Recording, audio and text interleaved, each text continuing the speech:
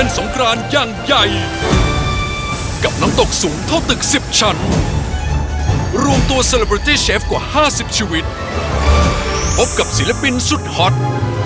และสินค้าราคาพิเศษกว่า 300 รายการ เอาใจผู้ประกอบการร้านโชห่วยและโฮเรกาในงานสงกรานต์ไลฟ์กับโปรที่ลานหน้าแมคโครหัดใหญ่ วันที่ 10-12 เมษายน